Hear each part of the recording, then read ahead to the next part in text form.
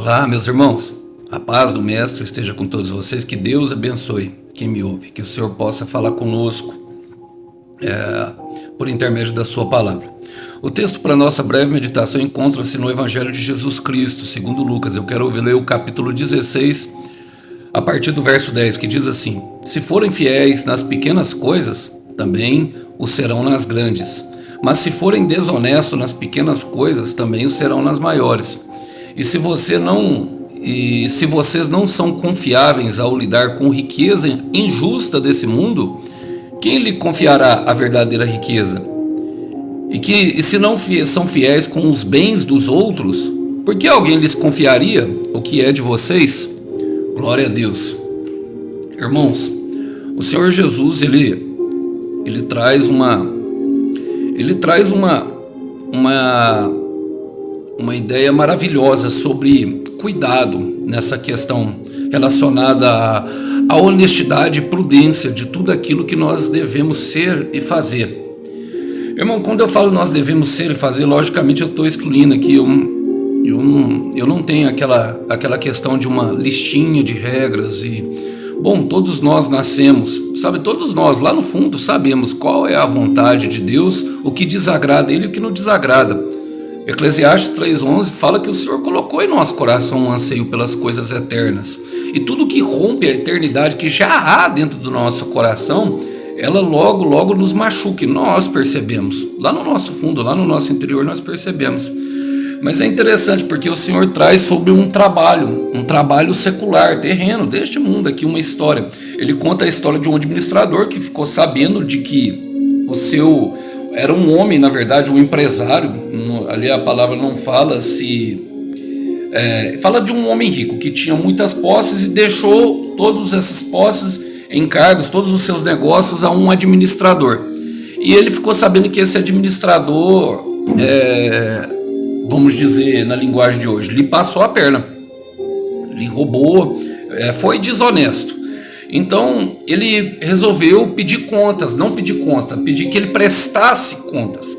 E todos nós somos assim. Eu falo muito esse versículo e nós prestaremos conta diante de Deus, diante dos nossos atos. Paulo relata isso em Romanos 14, versículo 12, falando que a salvação é individual. Diante do tribunal de Deus, Deus não vai perguntar: a hora que eu estiver lá de frente de Deus, Senhor, eu pequei porque o meu irmão me atirou uma pedra, então eu gritei com ele. Não vai ser assim. Eu vou falar somente do meu. Eu vou ter a oportunidade de me falar do meu, de defender do meu.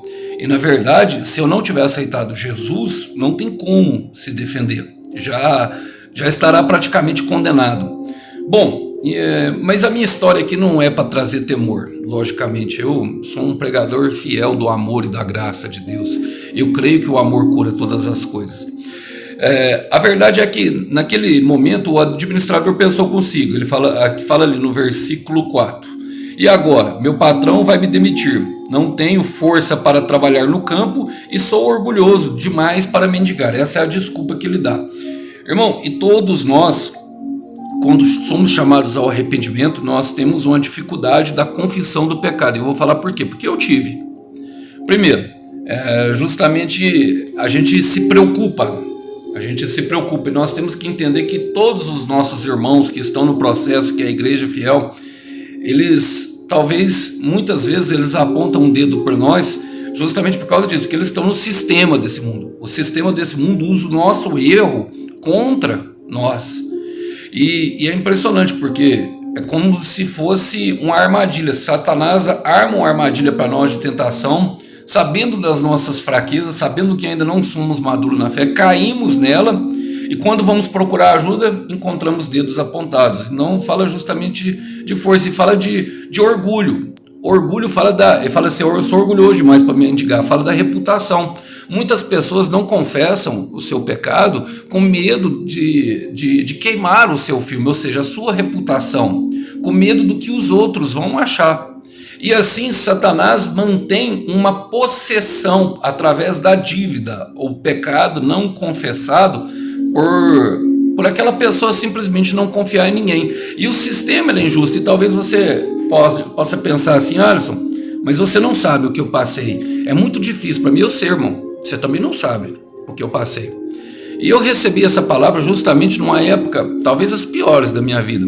Eu lembro que eu estava trabalhando, eu trabalho como Uber, eu gosto de repetir porque sempre tem irmãos novos entrando no canal, e eu não sei quem me ouve, mas era uma época que eu tinha rompido um relacionamento, e eu estava muito triste com aquilo, e entrou um pastor no meu carro, e nessa época a gente começa a contar tudo para todo mundo, né? Só que a gente conta a nossa história e a versão, e eu era muito boca aberta, eu não tinha muita sabedoria, e o pastor eu contei, o pastor muito sábio, Deus mandou aquela pessoa para mim, o pastor muito sábio, ele explicou, ele falou para mim assim, ó, eu vejo a sua história como um preparo de Deus. Deus não deixou você ficar junto com essa pessoa, talvez porque não seja o tempo, talvez porque você precisa de um preparo.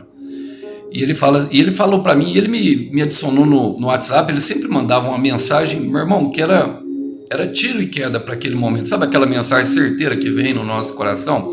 Então, era aquele pastor. Eu nunca fui lá congregar na igreja dele num culto, mas eu sempre agradeci a ele pelas mensagens.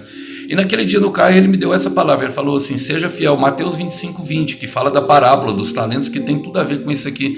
Seja fiel no pouco, porque no muito ele vai te colocar. Mas a verdade é, irmãos, que nós não queremos viver com pouco. Nós não queremos viver com pouca força, nós não queremos viver com pouca esperança e logo negamos. Não queremos viver com pouco dinheiro, com pouco recurso, nós não queremos viver com pouca fé, nós queremos ter tudo muito. O pouco é ruim e o muito é bom. E vamos ser verdadeiros, não é verdade? Sempre quando fala de pouquinho, por exemplo, se alguém for comer alguma coisa e tiver acostumado a comer vai para o monte, né? O monte do prato. Se chegar para comer pouquinho, ela vai ficar com fome, ela já vai achar ruim ali no começo. E a palavra conta que ele ficou assustado e ele mesmo armou ali com muita astúcia, e o Senhor Jesus elogia, falando, apesar da impiedade, apesar de declarar ele um ímpio, ele pega duas dívidas, uma de azeite, outra de trigo. O azeite que se refere àquilo que acende a lamparina, né? Ou seja, o nosso recurso espiritual para manter a lamparina acesa. E o trigo fala do pão, da palavra. Tinha duas pessoas que deviam, esse patrão. Ele perdoou 20% da dívida, o outro 50%, na tentativa de fazer amizade, ou seja, e o Senhor Jesus, ele fala aqui no versículo 9, esta é a lição, usem a riqueza deste mundo para fazer amigos. Assim, quando suas posses se extinguirem, eles receberão um lar eterno. E aí ele vem nessa questão de nós sermos fiéis no pouco, de sermos honestos no pouco. E no final, ele fala uma questão do bem dos outros. E o que nós não entendemos, meus irmãos, que tudo que nós temos foi pela graça do Senhor. Foi pela graça do Senhor. Quando eu cheguei aqui, por exemplo, nesse mundo, já havia um céu, na qual é maravilhoso. Deus já tinha dado tudo para o meu pai, para minha mãe. Eu tenho uma cama quentinha, eu tenho muita gratidão pelas coisas que eu tenho. Agora, o problema é que quando nós não vemos o grande milagre, nós temos uma dificuldade de olhar um pouco. Por quê? Porque aquilo já faz parte do nosso cotidiano. Então, o que faz parte do nosso cotidiano se torna natural e não mais sobrenatural. Eu, por exemplo, durante muito tempo, eu não tinha um carro. Eu vivia mais ou menos dessa mesma forma, mendigando. Quando eu era drogado, eu mendigava um pouquinho de dinheiro para conseguir. Então o carro para mim foi um grande milagre. Foi o meu recurso que eu tive para sustentar a mim e a minha família trabalhando de Uber. E ali eu pude multiplicar aquilo que o Senhor me deu. Eu coloquei a trabalho. E não só levando. Quem me conhece sabe, eu levo uma palavra para as pessoas sempre. Ali tento ajudar. E não estou me colocando na situação de bom, não. É uma gratidão a Deus mesmo, de querer trabalhar para Ele, para o reino dele, ajudando as pessoas, porque essa é a lição dessa história. A honestidade e a fidelidade está ligado justamente com querer fazer o bem ao seu próximo. E sempre quando fala de pouco, eu lembro de Apocalipse, capítulo 3, que é a única igreja a qual o Senhor se apresenta, a qual o Senhor se apresenta com uma perspectiva boa. Nas outras todas ele fala, eu tenho contra ti. Então Apocalipse 3, versículo 9, ele fala, sei de tudo que você faz. Abri para você uma porta que ninguém pode fechar. Você tem pouca força e não negou o meu nome. Veja, obrigarei aqueles que pertencem à sinagoga de Satanás, os mentirosos, que se dizem judeus, mas não são, a virem e se prostrarem diante dos seus pés. O que o Senhor está falando é que se nós nos mantermos fiéis à palavra, e a palavra aqui é a promessa, irmãos, ele usa os inimigos, até mesmo os inimigos, para nos abençoar. A sinagoga de Satanás fala justamente, aquele homem, aquele ali fala de uma igreja. Fala de uma igreja que estava plantada no meio de outras igrejas que eram consideradas pelo Senhor Jesus a sinagoga de Satanás. E ele fala aqui, ele fala assim, porque obedecem a minha ordem para perseverar. Qual que era a ordem do Senhor? Persevera, apenas continue, mesmo com pouca força. E essa é a ordem que o Senhor tem dado para nós no momento. Persevera, apenas continua. Você não vê nada agora, mas apenas continua. Eu sei que a tua esperança está pouca, mas continua. Eu sei que a vontade é de chorar, mas continua, porque eu vou enxugando as tuas lágrimas enquanto você caminha. Irmãos, o tempo inteiro o Senhor dá essa perspectiva de perseverar mesmo em meio à dificuldade. Os discípulos ali contra ele em João 4, porque ele pregava a palavra à mulher, ele fala, a minha comida é fazer a vontade do meu pai, ou seja, a minha força. Ele está replicando o que está escrito em Neemias 8:10, a alegria do Senhor é minha força. E o que dá alegria ao Senhor? Quais são as obras do Senhor? Davi retrata em Salmos 139, eu sou uma obra maravilhosa da tua mão, e assim como você, assim como Davi, eu e você também somos uma obra maravilhosa. Então ele fala, juntem todos os recursos que vocês têm nesse mundo para fazerem amigos. Ele fala, venho em breve, apegue-se ao que você tem. O que você tem na mão, meu irmão? O que você pode ajudar? Aquela mulher lá de 2 Reis, capítulo 4, ela fala assim para o profeta Eliseu, eu não tenho nada a não ser um pouco de azeite. Nós sempre temos um pouco, irmão. Às vezes você tem uma palavra amiga, um sorriso. Você tem. Enquanto espera pelo milagre, contente-se com, um pouco. Contente-se, seja feliz no pouco. Ele fala, irmãos, ele fala assim, se vocês não são confiáveis a lidar com a riqueza injusta deste mundo, quem lhe confiará a verdadeira riqueza? Mas se forem, e ele fala assim, e se não forem fiéis com o bem dos outros, a quem lhe confiaria o que é de vocês? Irmãos, o que ele está falando bem dos outros, está falando de nós. Sabe, ele fala, e o versículo seguinte, ele fala, ninguém pode servir a dois senhores, pois odiará a um e amará a outro. Será dedicado a um e desprezará o outro. Você não pode servir a Deus e o dinheiro. Ele está dando uma ordem, ele está dando uma mensagem bem clara, meu irmão, para nós eliminarmos as opções, como eu tenho falado. Sabe, há um só caminho. Muitas vezes nós nos colocamos devido à nossa escassez de recursos. Por exemplo, vamos falar da área de dinheiro que ele trouxe. Eu aceito ali logo um emprego. É a mãe prostituta que dá um beijo no filho e vai trabalhar. É o traficante que paga dízimo, tentando. Irmãos, nada que nós façamos faça com que nós mereçamos o favor de Deus. O merecimento é algo inerente a esse mundo que jaz no maligno. Aqui eu paro e percebo, irmão, quanto mais eu ando aqui, eu percebo e vejo. Sabe, nós somos, por exemplo, se eu tenho um carro melhor, se eu ando numa Ferrari, eu sou respeitado, eu sou bem tratado. Não pela minha intimidade com Deus, não por aquilo que eu faço pelo Pai, não por aquilo que eu tenho feito no secreto, não pelo que nós temos feito, mas sim pelo que nós possuímos. E é isso que o mundo imputa, porque ele nos coloca um contra os outros, meus irmãos, através das nossas fraquezas, porque aquele que não tem se sente menor, e logicamente a tentativa é se render ao sistema de corrupção que jaz, e aí vai entrando o pecado, vai entrando o problema da corrupção dentro do nosso coração, na tentativa até mesmo, sabe, de coisas que são boas, porque o Senhor fala para nós, usem a riqueza deste mundo para fazer amigos, ou seja, ele está dando uma ideia para nós vivermos e desfrutarmos desse mundo. É uma ideia do Senhor que nós vivamos bem, é uma ideia do Senhor de que nós tenhamos, sabe, as coisas que nós cuidamos da nossa família, mas sempre numa perspectiva leal aos princípios dele. Lembrando que as coisas não são mais importantes que as pessoas. Eu quero repetir isso porque alguém precisa ouvir. As coisas não são mais importantes que as pessoas. E ele fala assim, ó, o vitorioso se tornará a coluna do meu Deus, em Apocalipse 3, versículo 12. Coluna, meu irmão, a coluna do templo, ela é uma parte da estrutura, jamais poderá ser tirada.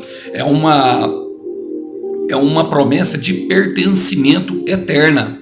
E ele fala assim, ele fala aqui, meu tempo, de onde jamais sairá, escreverei nele o meu nome. Agora ele fala do livro da vida, do livro das obras, mas agora ele está falando daquele que for fiel até o fim, que ele vai escrever o nome dele, meu irmão. Lembra da marca de Caim? A graça de Deus para Caim que matou Abel, que foi, ele falou, porque tu mataste o teu irmão, as pessoas procurarão te matar, ou seja, a semente que você plantou vai se replicar em você, e aquilo ali reflete justamente ao Senhor Jesus, mas eu colocarei a minha marca em você para que jamais te tirem a vida. É dessa marca que ele está falando, de uma marca de vida eterna na nossa vida. Quando o Senhor tatua em nosso coração o teu nome, meu irmão, é nesse momento. É nesse momento, e ele fala, escrevi meu nome nele, do meu Deus, e será cidadão do meu Deus, a nova Jerusalém desce do céu. Satanás será obrigado, os inimigos serão obrigados a nos servir, meus irmãos, e nós teremos, e fala do Senhor vir a nós a servir, mas é necessário eliminar, sabe? É necessário eliminar os caminhos. Quando aquele pastor me encontrou no pior momento da minha vida, que eu tinha tido ali aquele rompimento, eu comecei a passar por crise financeira, porque eu não estava bem, irmão. Entrei em depressão pela segunda vez, porque o Senhor tinha falado algumas coisas comigo a respeito do que eu estava vivendo, mas eu não entendia. E quando ele falou para mim que o caminho era o amor, eu até não entendi. E ele me deu a palavra de fiel. Eu ligava aquilo com dinheiro e com Deus. Bom, e aí, essa palavra agora que eu quero dar lá para vocês, reflete muito bem aquilo que eu estou tentando dizer nessa mensagem. Está em 1 de João, capítulo 4, eu quero ler a partir do verso 10, fala assim, é nisso que consiste o amor, não em que tenhamos amado a Deus, mas que ele nos amou e enviou seu Filho como sacrifício para o perdão dos nossos pecados. E no versículo 14 ele fala assim, sabemos quanto Deus nos ama, quando ele enviou Jesus primeiro para nós. Sabemos quanto Deus nos ama e confiamos em seu amor. Ele fala, Deus é amor. Deus é amor. E quem permanece no amor, permanece em Deus e Deus nele.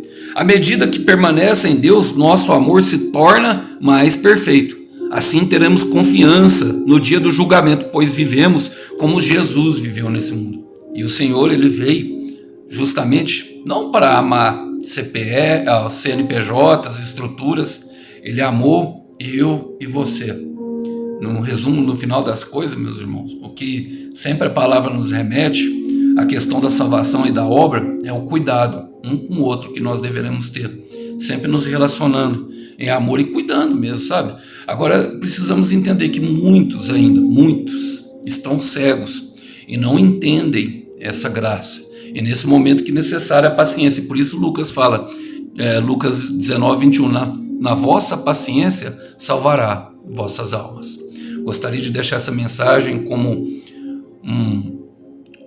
um recado de amor mesmo. Ame o teu próximo, ame mesmo, cuide, use os teus recursos.